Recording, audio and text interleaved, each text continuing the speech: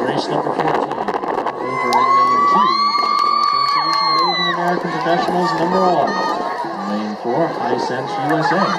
Lane 6, Charlotte Fury. In lane 8, the Mekong Dragons. Looks like a three-way battle for first right now. Between the Mekong Dragons, Charlotte Fury, and Nat number 1.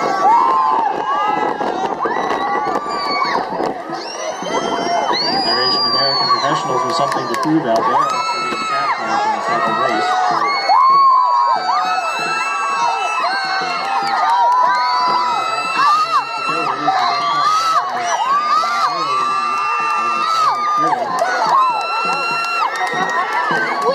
Now into the finish and extending that lead to finish the Mekong Dragons will cross in first,